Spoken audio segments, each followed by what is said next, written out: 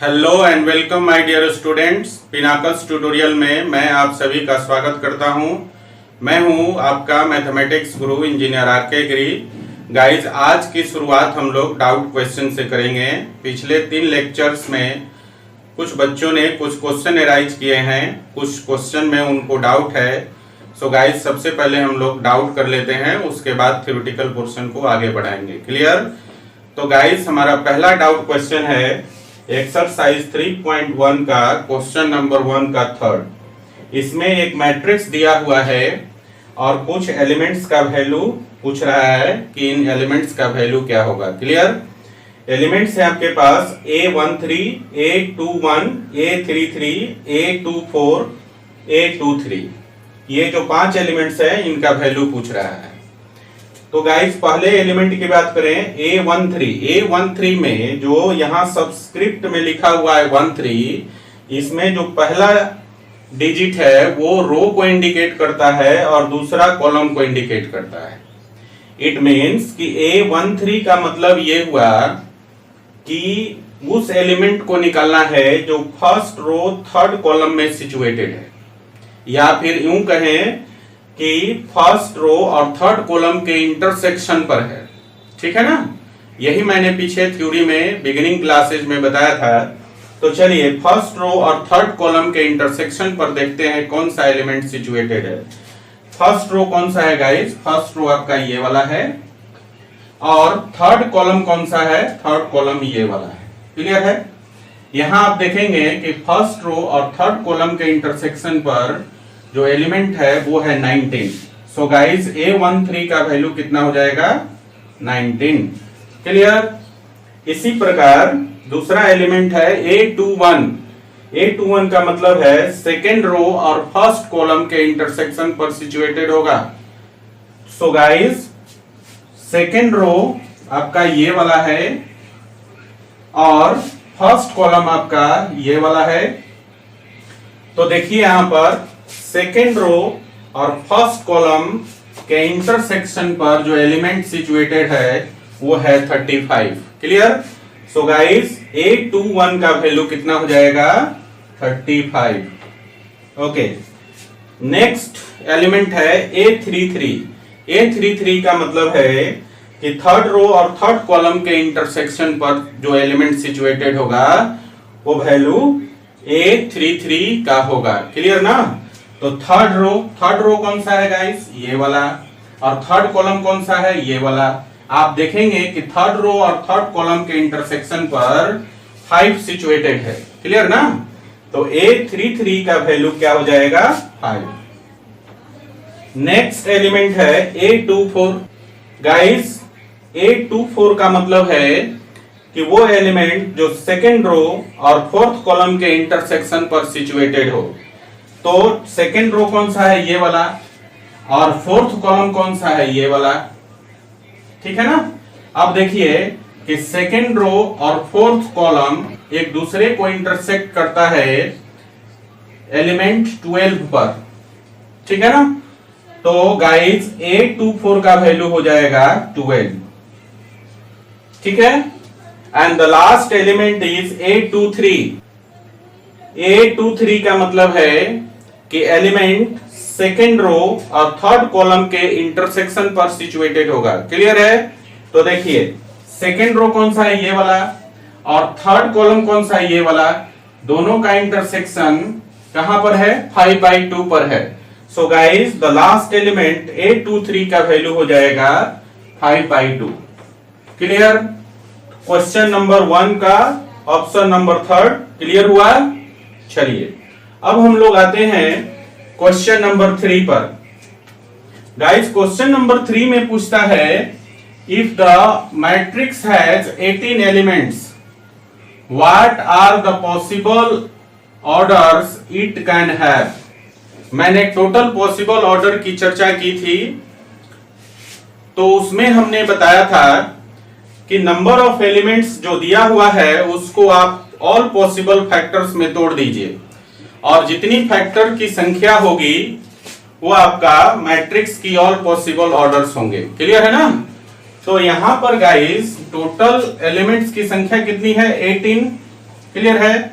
18 को आप सारे पॉसिबल फैक्टर्स में तोड़ दीजिए तो आप लिख सकते हैं 1 इंटू 18, फिर आप इसको लिख सकते हैं 2 इंटू 9, फिर आप इसको लिख सकते हैं 3 इंटू 6, फिर इसी को आप लिख सकते हैं 6 इंटू 3, फिर इसको लिख सकते हैं 9 इंटू 2, और फिर इसको लिख सकते हैं 18 इंटू 1। ठीक है, तो आपने देखा कि यहां पर टोटल पॉसिबल फैक्टर्स है 1 2 3 4 5 6। क्लियर है ना, मतलब 18 को हम 6 पॉसिबल फैक्टर्स में तोड़ सकते हैं। So guys total possible order matrix का हो जाएगा 6। ठीक है ना। सो देयरफॉर आप बोल सकते हैं कि टोटल पॉसिबल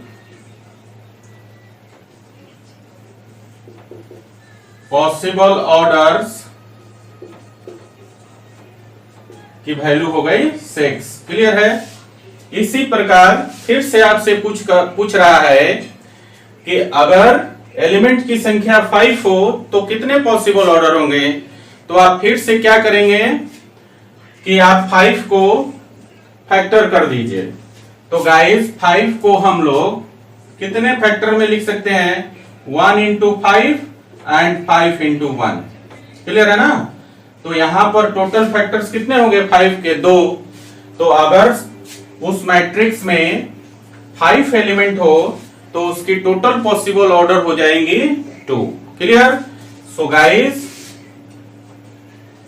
एलिमेंट की संख्या 5 होने के केस में टोटल पॉसिबल ऑर्डर हो जाएगा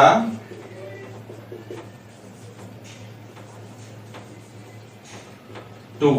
क्लियर है। चलिए क्वेश्चन नंबर 1 का थर्ड और क्वेश्चन नंबर 3 हो गया। ठीक है ना। चलिए अब हम लोग बढ़ते हैं क्वेश्चन नंबर 4 का थर्ड है। अगला क्वेश्चन है हमारा 4 का थर्ड।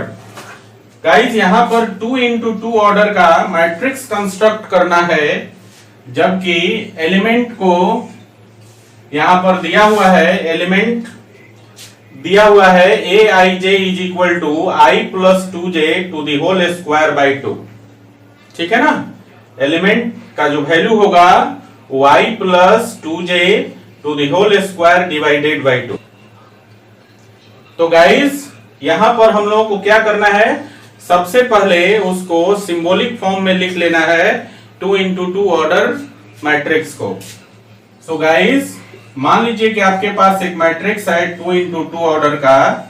2 इंटू 2 ऑर्डर का मतलब है कि 2 रो और 2 कॉलम है उसमें। तो आप इसको लिखेंगे A11 A12 A21 A22। Clear है। 4 एलिमेंट्स है इसमें। अब चारों की वैल्यू यहां जो गिवन है इसकी मदद से निकाल लेंगे।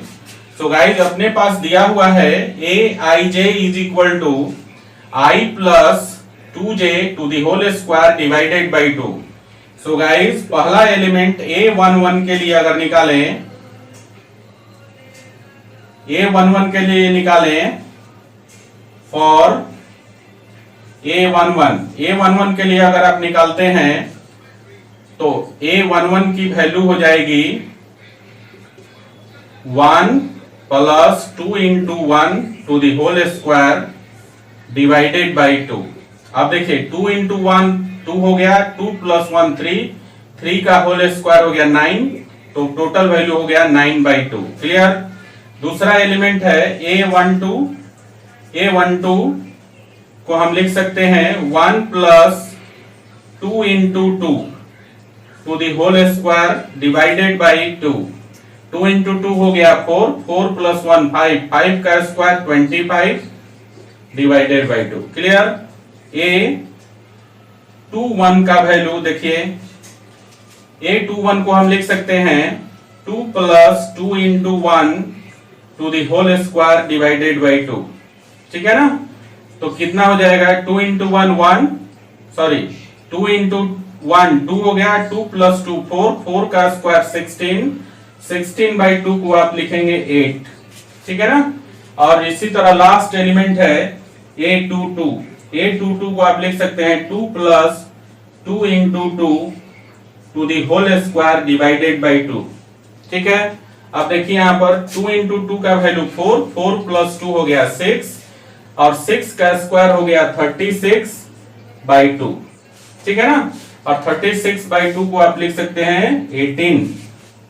क्लियर है, चारों एलिमेंट्स का वैल्यू हमें मिल गया।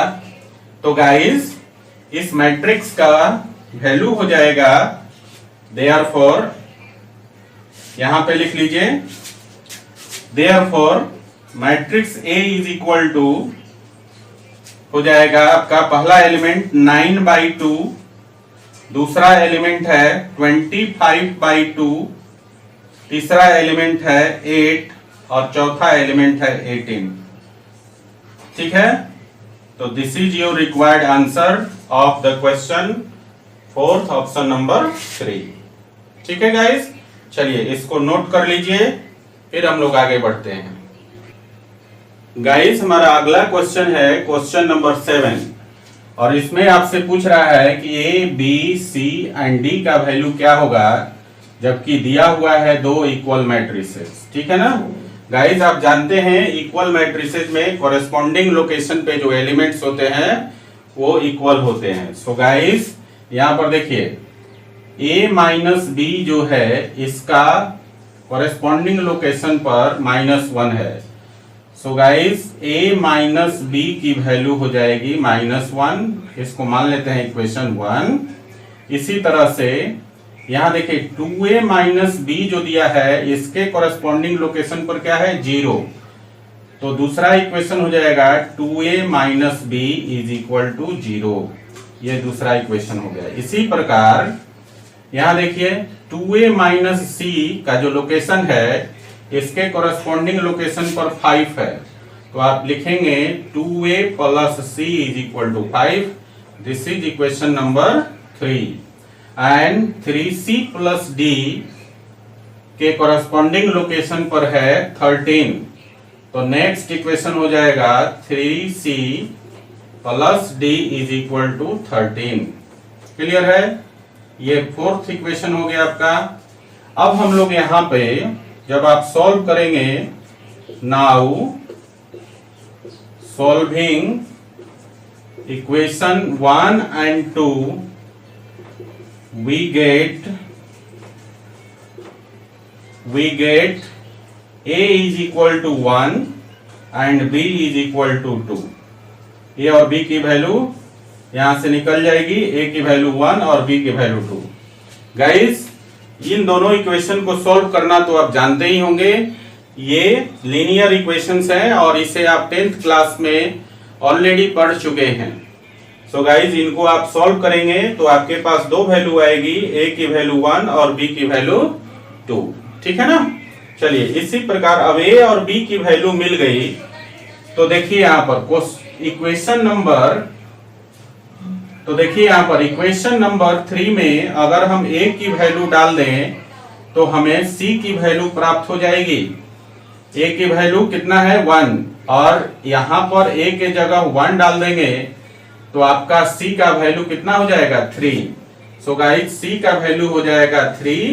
एंड यहां देखिए इक्वेशन नंबर 4 में c की वैल्यू डाल दीजिए, क्योंकि हमारे पास अब निकालने को बच गया है d, और यहाँ 3c plus d is equal to 13 है और c ऑलरेडी हम निकाल चुके हैं 3, तो c का वैल्यू यहाँ पर 3 डाल देंगे तो d की वैल्यू हो जाएगी 4।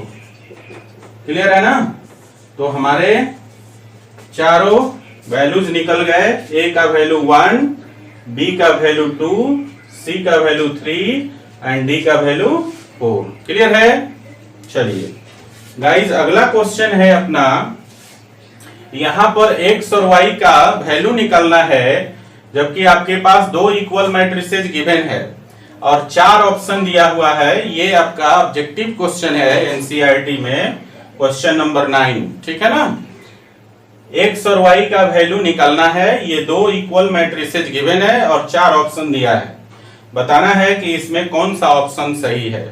फिर वही इक्वल मैट्रिसेस का कंसेप्ट यूज करेंगे हम लोग। तो देखिए ध्यान से, 3x प्लस 7 के कॉरेस्पॉन्डिंग लोकेशन पर है 0, तो हम लिख सकते हैं 3x + 7 = 0। सो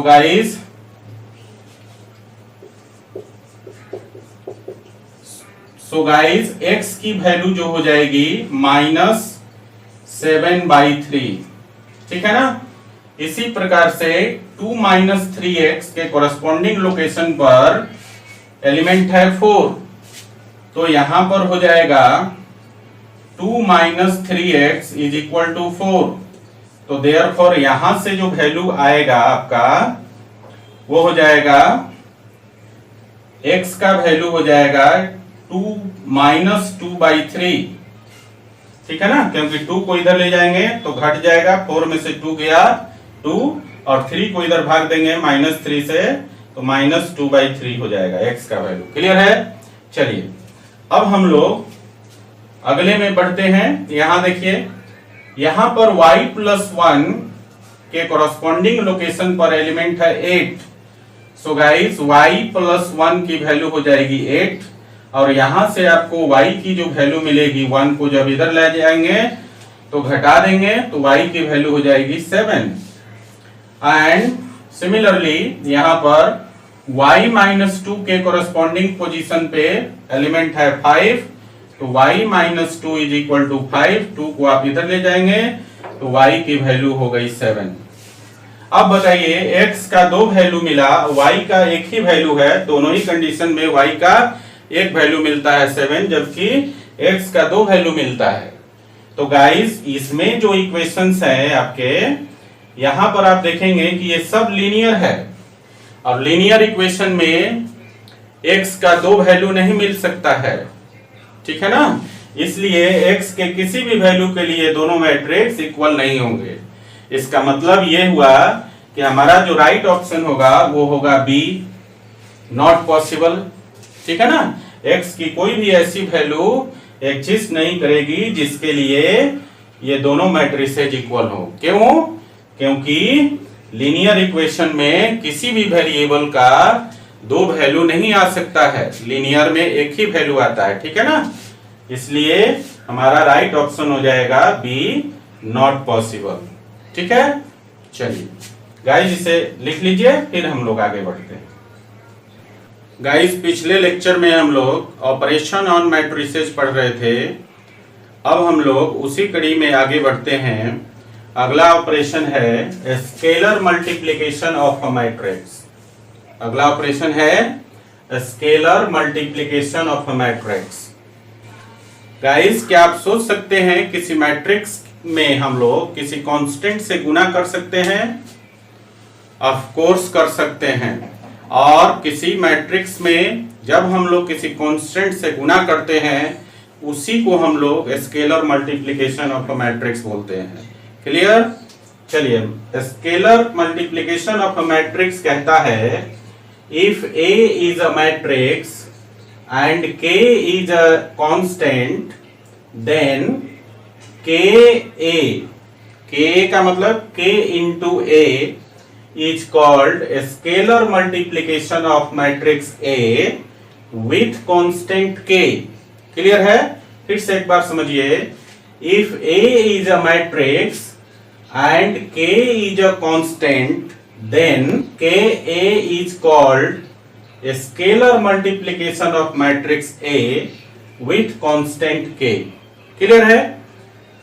और इसे हम लोग मैट्रिक्स के सारे एलिमेंट में K से मल्टीप्लाई करके प्राप्त करते हैं। Clear. It is obtained by multiplying all the elements of matrix A with constant K। एक बार फिर से समझ लीजिए, अगर आपके पास कोई मैट्रिक्स A है और एक कांस्टेंट K है तो Ka को scalar multiplication of matrix A with constant K कहते हैं। ठीक है ना। Ka को हम लोग मैट्रिक्स A के सारे एलिमेंट्स में K से मल्टीप्लाई करके प्राप्त कर सकते हैं। ठीक है। Ka को हम लोग मैट्रिक्स A के सारे एलिमेंट में मल्टीप्लाई करके प्राप्त करते हैं। ठीक है ना। इसे हम लोग एग्जाम्पल से समझने का प्रयास करते हैं। मान लीजिए हमारे पास एक मैट्रिक्स ए है और इसमें एलिमेंट्स है 2 3 4 5। ठीक है, मान लीजिए गाइस कि हमें अब निकालना है 3a का वैल्यू। 3a का मतलब है कि मैट्रिक्स ए में कांस्टेंट 3 से मल्टीप्लाई करना है। और अभी हमने बताया कि जिस कांस्टेंट से मल्टीप्लाई करना है उसे हम लोग मैट्रिक्स के प्रत्येक एलिमेंट में मल्टीप्लाई करके प्राप्त करते हैं। सो गाइस 3a का वैल्यू हो जाएगा, देखिए 2 है तो 2 में कितना से मल्टीप्लाई करना है 3 से, तो 2 इंटू 3 कितना हो जाएगा 6। इसी तरह 3 में 3 से मल्टीप्लाई करेंगे तो हो जाएगा 9। इसी प्रकार 4 में 3 से मल्टीप्लाई करेंगे हो जाएगा 12।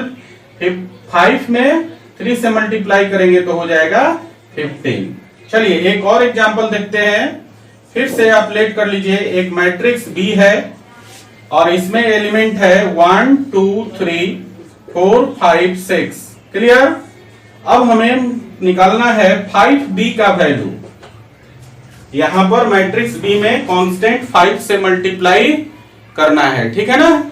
और इसे हम कैसे प्राप्त कर सकते हैं, मैट्रिक्स बी के प्रत्येक एलिमेंट में 5 से मल्टीप्लाई करके प्राप्त कर सकते हैं। ओके, तो चलिए हम लोग निकालते हैं इसका वैल्यू। तो गाइस यहाँ पर पहला एलिमेंट 1 है, उसमें कितना से मल्टीप्लाई करना है 5 से, तो 5 इंटू 1 हो गया 5।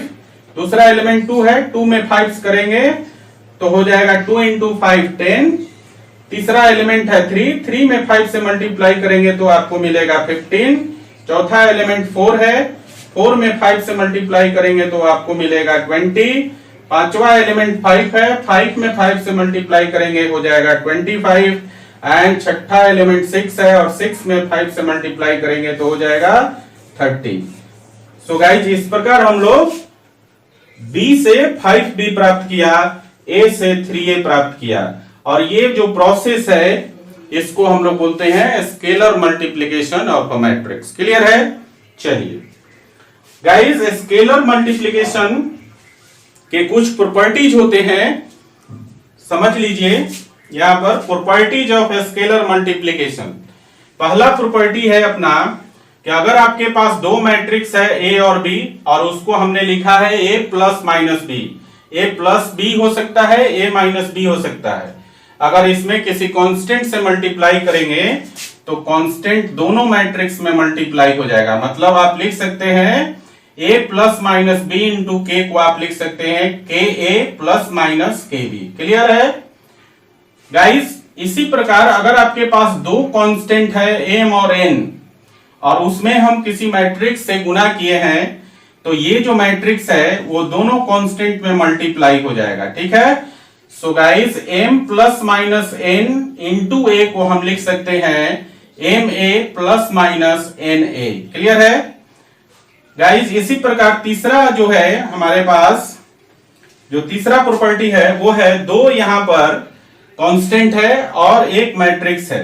हमने क्या किया, एक कांस्टेंट को बाहर रखा है, दूसरे कांस्टेंट से हमने मैट्रिक्स को मल्टीप्लाई किया है। आप इसको दूसरे कांस्टेंट को बाहर रखकर पहले कांस्टेंट से भी मल्टीप्लाई कर देंगे तो रिजल्ट सेम हो जाएगा। इसी प्रकार आप दोनों कांस्टेंट को पहले मल्टीप्लाई कर लीजिए और फिर उस मैट्रिक्स में मल्टीप्लाई कर दीजिए तो भी रिजल्ट पे कोई फर्क नहीं पड़ेगा। तो तीसरा प्रॉपर्टी आपको समझ में आ गई होगी। गाइस चौथा प्रॉपर्टी है कि अगर कांस्टेंट जो है हमारा नेगेटिव है और मैट्रिक्स ए में मल्टीप्लाई करना है तो आप इसको माइनस के इंटू ए को आप के इंटू माइनस ए भी लिख सकते हैं या फिर माइनस के ए लिख सकते हैं। क्लियर है ना। चलिए जो अगला प्रॉपर्टी है फिफ्थ नंबर, वो आपका नेगेटिव ऑफ मैट्रिक्स से जुड़ा हुआ है। ठीक है ना। वहां पर नेगेटिव ऑफ मैट्रिक्स में मैंने बताया था कि किसी भी मैट्रिक्स का नेगेटिव आप उसके एलिमेंट्स का साइन चेंज करके निकाल सकते हैं। जब आप matrix scalar multiplication of matrix पढ़ लेते हैं तो नेगेटिव ऑफ मैट्रिक्स निकालने का एक नया कॉन्सेप्ट डेवलप हो जाता है। और वो क्या है कि किसी भी मैट्रिक्स का नेगेटिव आप उसके प्रत्येक एलिमेंट में -1 से मल्टीप्लाई करके निकाल सकते हैं। -1 क्या है, कांस्टेंट। तो यहां स्केलर मल्टीप्लिकेशन के केस में आ जाएगा। ठीक है ना। तो हमने यहां लिखा है if all the elements of matrix A is multiplied by -1 then we will get -a। -a क्या है? Negative of matrix A, that is negative of matrix A. Clear है ना?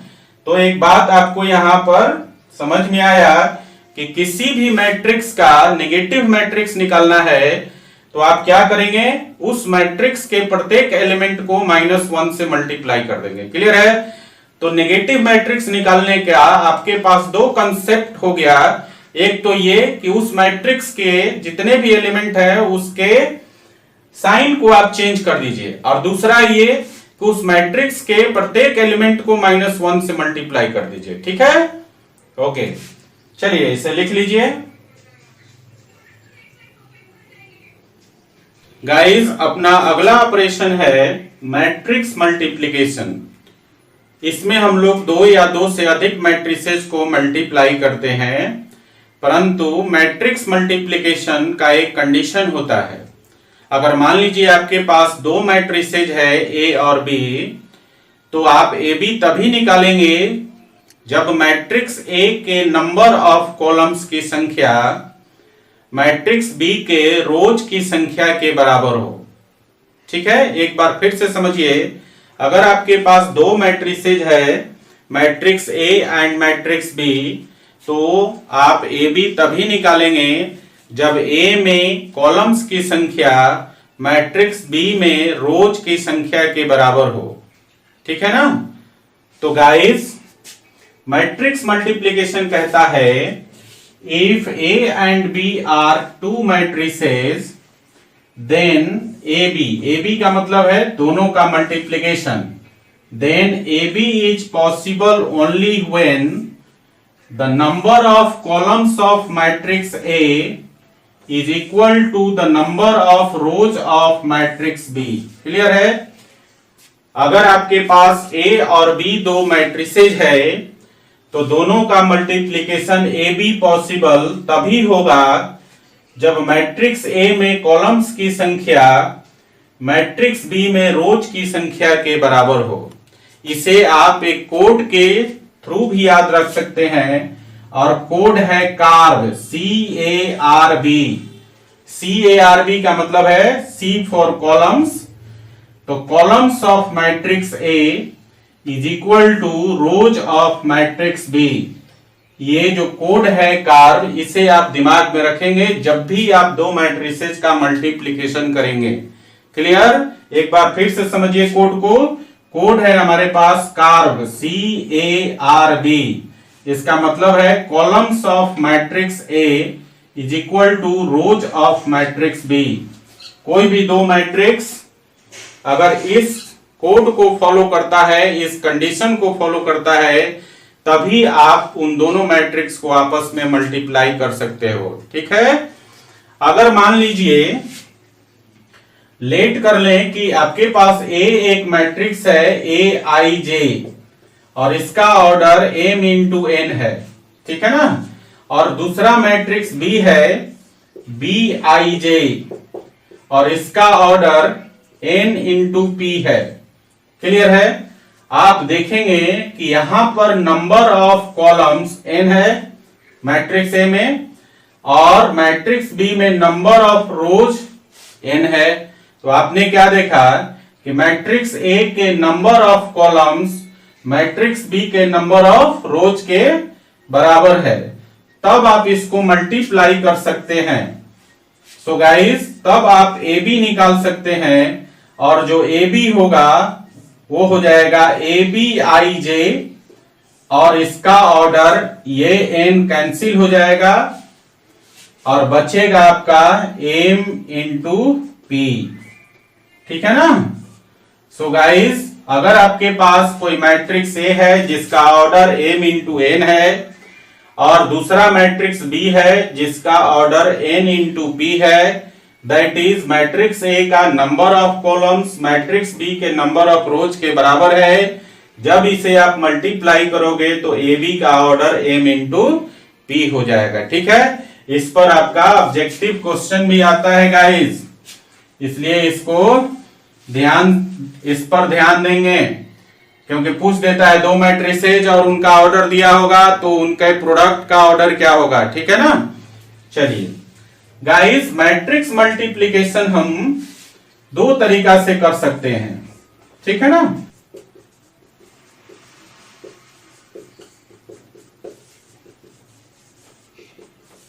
और कौन सा दो तरीका है, रो बाय कॉलम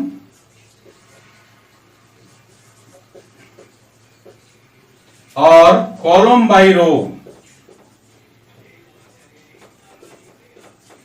अब आप ध्यान देंगे यहां पर, बताते समय ही अगर आपको समझ में आ गया तो मैट्रिक्स मल्टीप्लिकेशन आसानी से कर लोगे, अदरवाइज बाद में इसे समझने में बहुत डिफिकल्टी होती है।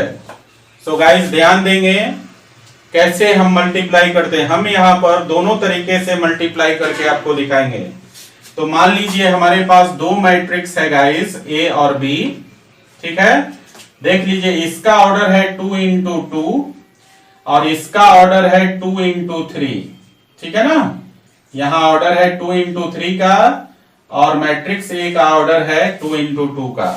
तो सबसे पहले आपको जो चेक करना है वो चेक करना है कि मैट्रिक्स ए के number of columns matrix B के नंबर ऑफ रोज के बराबर है कि नहीं है। तो यहां है, तो आप ए बी निकाल सकते हो, ठीक है ना।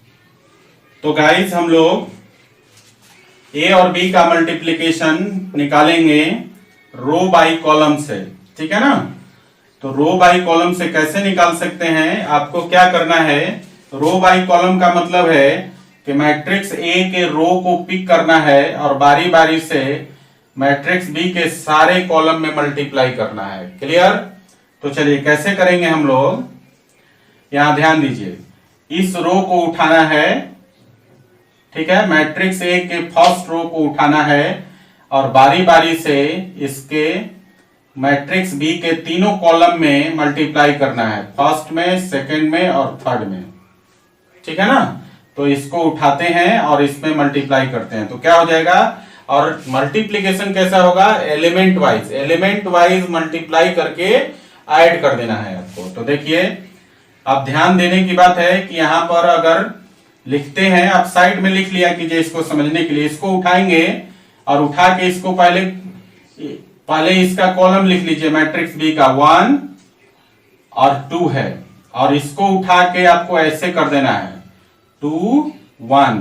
तो देखिए इनको गुना करके और फिर जोड़ देना है, तो कितना हो जाएगा 1 इंटू 2 प्लस 2 इंटू 1। क्लियर ना, बात समझ में आई। क्या करना है, पहले मैट्रिक्स के रो को उठाना है और बारी बारी से दूसरे मैट्रिक्स के कॉलम में मल्टीप्लाई कर देना है। और मल्टीप्लिकेशन कैसे होगा, एलिमेंट वाइज मल्टीप्लाई करके ऐड कर देना है, ठीक है ना। हमने कहा कि इसको उठाना है और इसके साथ मल्टीप्लाई करके ऐड कर दीजिए। तो हमने क्या किया कि मैट्रिक्स बी का यहां कॉलम ले लिया, ठीक है, और मैट्रिक्स ए का रो ले लिया, ठीक है, इनको मल्टीप्लाई करके और ऐड कर दिया। तो यहां हम लिखेंगे, देखिए ध्यान से, कितना हो जाएगा 1 इंटू 2 प्लस 2 इंटू 1, ठीक है। इसके रो को पहले कॉलम में मल्टीप्लाई कर दिया। अब हमें क्या करना है, इससे दूसरे कॉलम में करना है। तो दूसरे कॉलम में क्या हो जाएगा, देखिए फिर से इसका दूसरा कॉलम ले लेना है 2 3 और इसका पहला रो 2 1, इनको मल्टीप्लाई कर दीजिए और फिर जोड़ दीजिए। तो क्या लिखेंगे 2 इंटू 2 प्लस 3 इंटू 1। तो दूसरा हो जाएगा 2 इंटू 2 प्लस 3 इंटू 1। क्लियर। चलिए अब हमें फर्स्ट रो से थर्ड कॉलम में करना है। तो हम लोग क्या करेंगे, पहले थर्ड कॉलम को लिख देंगे 3 1 और फर्स्ट रो जो है 2 1, इनको मल्टीप्लाई कीजिए और एलिमेंट वाइज मल्टीप्लाई करके जोड़ दीजिए। तो हो जाएगा 3 इंटू 2 प्लस 1 इंटू 1। तो तीसरा हो गया आपका 3 इंटू 2 प्लस 1 इंटू 1। क्लियर। तो फर्स्ट रो से तीनों कॉलम में हमने मल्टीप्लाई किया। अब हमारे पास इसका दूसरा रो बचता है, और फिर से दूसरे रो को उठाएंगे और इसके तीनों कॉलम में बारी बारी से गुना करेंगे इन द सिमिलर फैशन जैसा हमने पहले किया। ठीक है ना। चलिए अब इसको करके देखते हैं हम लोग। ध्यान दीजिएगा, इसका सेकंड रो उठाना है और इसके तीनों कॉलम में बारी बारी से गुना करना है। तो चलिए इसके पहले कॉलम को पहले लिखते हैं, 1 2 है और इसका रो है 3 2। ठीक है ना। तो ये हो जाएगा आपका 3 2 और इनको गुना करके जोड़ देना है। तो लिखेंगे 1 into 3 प्लस 2 into 2। तो यहां हो जाएगा 1 into 3 प्लस 2 into 2। क्लियर। अब हम लोग क्या करेंगे, अब इसका रो उठा के इसके सेकंड कॉलम में गुना करेंगे। तो देखिए इसका सेकंड कॉलम है 2 3 और इसका रो है 3 2। इनको गुना कर दीजिए। तो लिखेंगे आप 2 into 3 प्लस 3 into 2।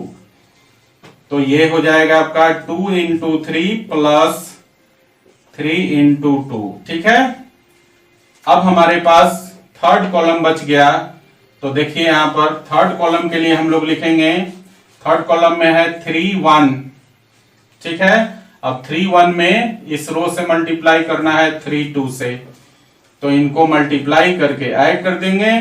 तो 3 into 3 प्लस 1 into 2। तो यहां हो जाएगा 3 into 3 प्लस 1 into 2। क्लियर। तो गाइस देखिए इसका रिजल्ट क्या हो गया आपका, a इज इक्वल टू, यहां ध्यान देंगे 2 into 1 2 और 2 into 1 2 2 2 plus 2 is equal to 4। यहां पर देखिए 3 into 1 3 और 2 into 2 4। तो 3 प्लस 4 हो गया 7। यहां देखिए 1 into 1 1 और 3 into 2 6 6 प्लस 1 7। ठीक है। यहां देखिए 2 into 2 4 और 3 into 1 3 4 प्लस 3 7। फिर यहां देखिए 3 into 2 6 और 3 into 2 6 6 और 6 12। और यहां देखिए 3 into 3 9 और 1 into 2 2। तो 9 प्लस 2 11। क्लियर है। तो यहां पर आपको ए बी मिल गया। ठीक है ना। यहां पर जो मिला आपका ए बी मिल गया। क्लियर। तो ये आपका मैट्रिक्स ए और बी का प्रोडक्ट हो गया, और कैसे, रो बाय कॉलम तरीके से। ठीक है ना। अब हम लोग इसी दो मैट्रिक्स का प्रोडक्ट निकालेंगे कैसे, कॉलम बाय रो से। ठीक है ना। और इसके जस्ट उल्टा कर देंगे। उल्टा करने का मतलब हम ये कहना चाहते हैं कि यहां पर मैट्रिक्स ए के रो को पिक किया था और बारी बारी से मैट्रिक्स बी के कॉलम में मल्टीप्लाई किया था। अब उल्टा करेंगे। कॉलम बाय रो में क्या कर सकते हैं कि मैट्रिक्स बी के कॉलम को उठाना है और बारी बारी से मैट्रिक्स ए के रो में मल्टीप्लाई करना है। ठीक उल्टा। इधर पहले अभी हमने जो किया इसमें किया ये, ठीक ना, रो बाय कॉलम में किया कि रो को उठा के कॉलम में मल्टीप्लाई करना है। ठीक है।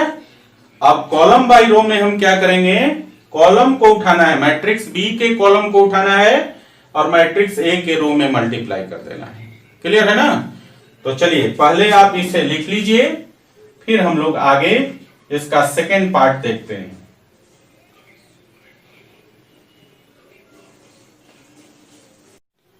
तो चलिए गाइज, अगला तरीका है कॉलम बाय रो। ठीक है ना। कॉलम बाय रो में क्या करेंगे, मैट्रिक्स बी के कॉलम को उठाना है, बारी बारी से मैट्रिक्स ए के रोज में गुना करना है। ठीक है। तो इसका पहला कॉलम है, साथ के साथ करते चलेंगे हम लोग। इसका पहला कॉलम है 1 2, है ना, और इसका फर्स्ट रो है 2 1। ठीक है। इसको मल्टीप्लाई करके ऐड कर देना है। ठीक है ना। तो कितना हो जाएगा, 1 into 2, यहां पर देखिए 1 into 2 प्लस 2 into 1। क्लियर। तो यहां पर लिखेंगे 1 into 2 प्लस 2 into 1। ठीक है। चलिए आगे बढ़ते हैं हम लोग। इसके फर्स्ट कॉलम से अब सेकेंड रो में मल्टीप्लाई करेंगे। तो देखिए फर्स्ट कॉलम तो वही है 1 2, और इसका जो सेकेंड रो है 3 2, और इनको मल्टीप्लाई कर दीजिए तो लिखेंगे 1 इंटू 3 प्लस 2 इंटू 2। क्लियर है? तो अब आपका जो सेकेंड एलिमेंट हो जाएगा वो हो जाएगा आपका 1 इंटू 3 प्लस 2 इंटू 2।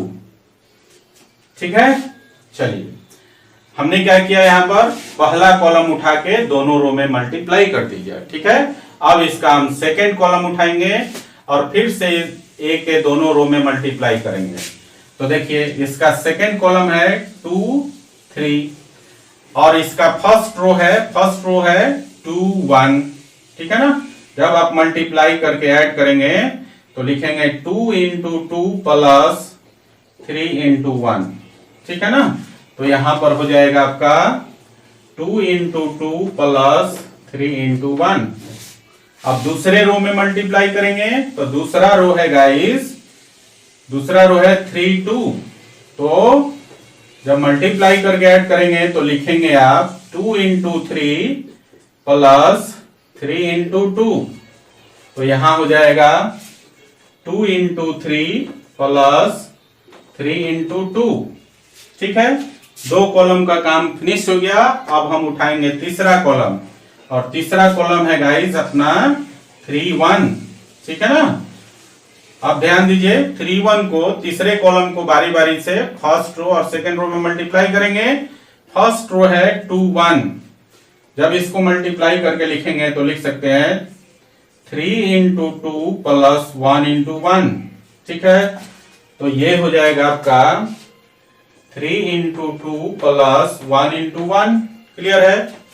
अब तीसरे कॉलम से ही अब इसके दूसरे रो में मल्टीप्लाई कीजिए, और दूसरा रो है 3 2। क्लियर है? तो इसको जब मल्टीप्लाई करेंगे तो लिखेंगे 3 इंटू 3 प्लस 1 इंटू 2। तो इसको आप लिख सकते हैं 3 इंटू 3 प्लस 1 इंटू 2।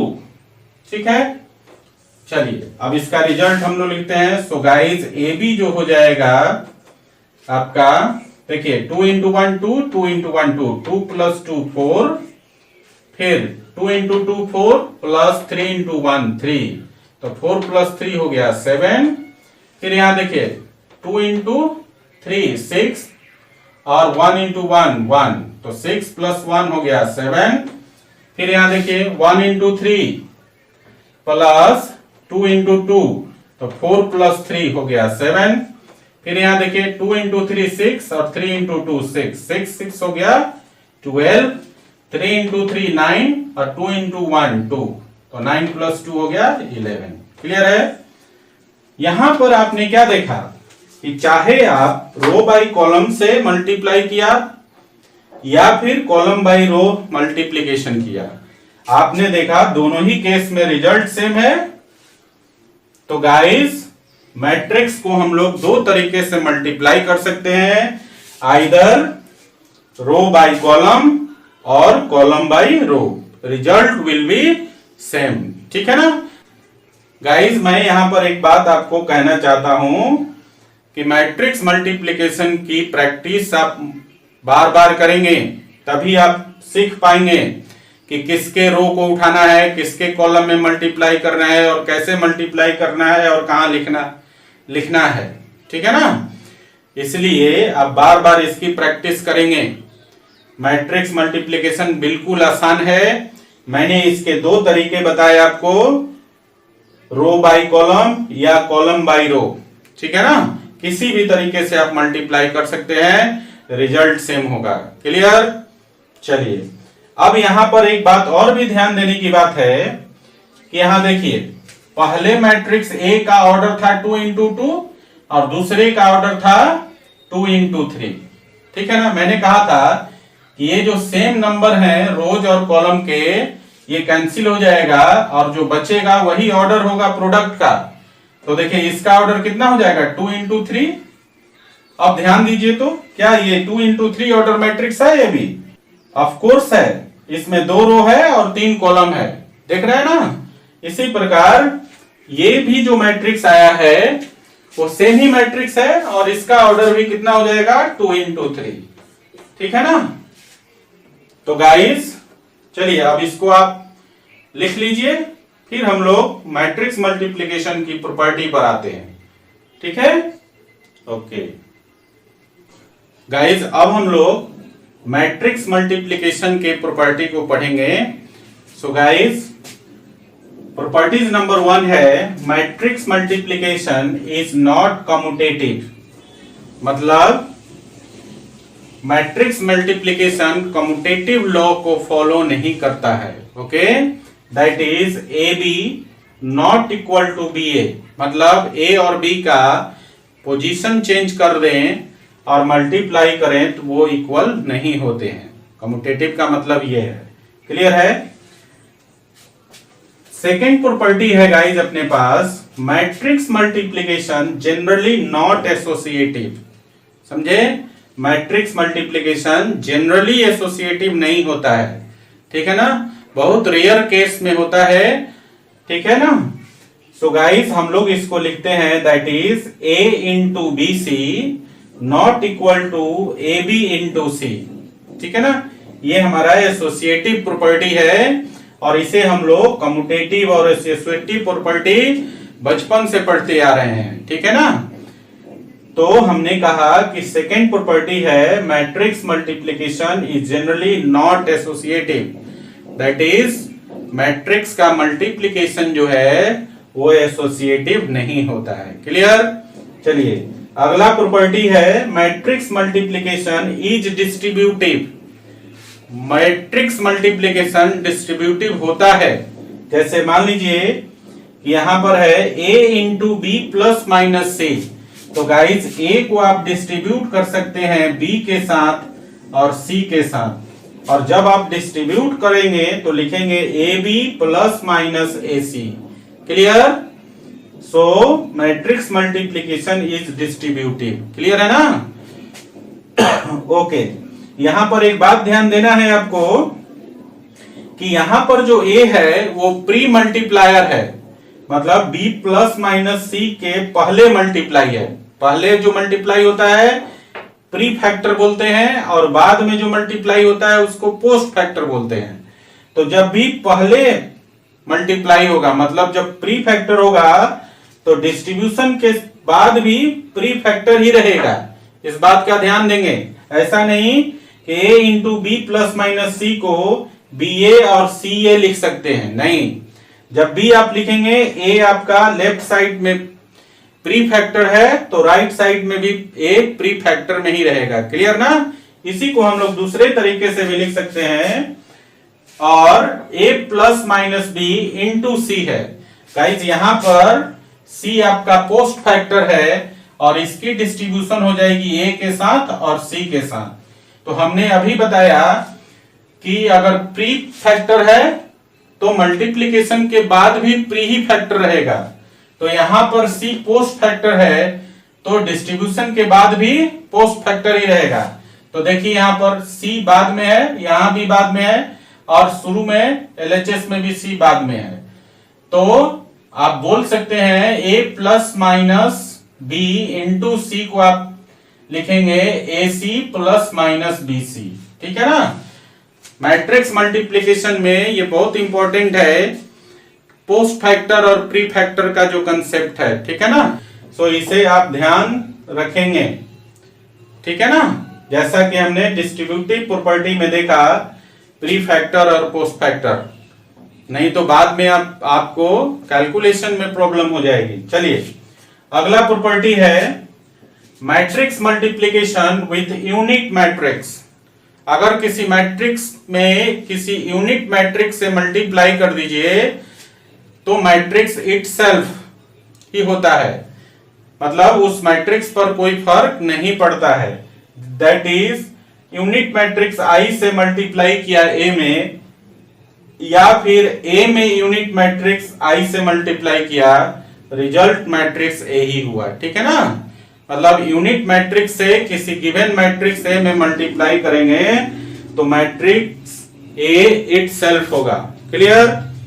चलिए आगे बढ़ते हैं हम लोग। अगला प्रॉपर्टी है अपना कि अगर मान लीजिए हमारे पास ए और बी दो मैट्रिसेज है और 0 आपका एक नल मैट्रिक्स है और ये भी गिवन है कि A B is equal to 0 है। तो गाइज इस केस में 3 पॉसिबिलिटी बनती है। और कौन कौन सी पॉसिबिलिटी? ए बी 0 तभी होगा जब या तो ए 0 हो, या फिर बी 0 हो, या फिर ए और बी दोनों 0 हो। इन तीनों केस में ए बी का वैल्यू 0 होगा। इस पर ऑब्जेक्टिव क्वेश्चन आता है, एक बार फिर से समझ लीजिए।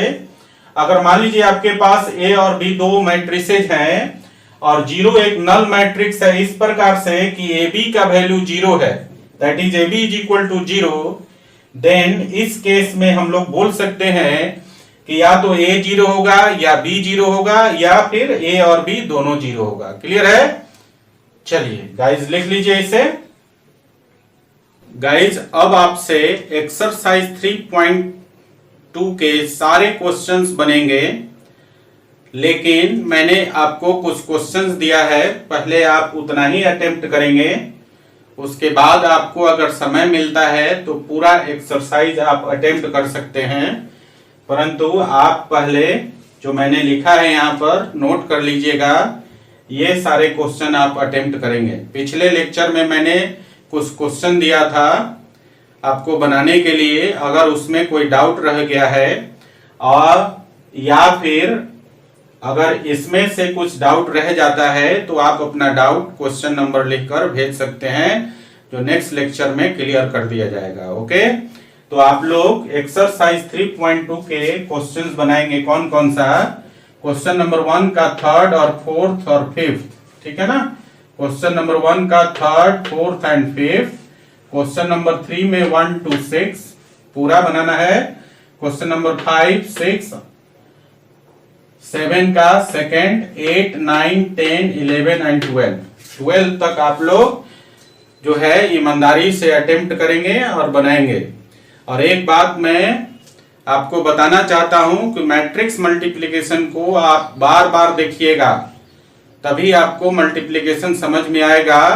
इसमें से क्वेश्चन नंबर जो 3 है वो आपका मैट्रिक्स मल्टीप्लिकेशन पर है।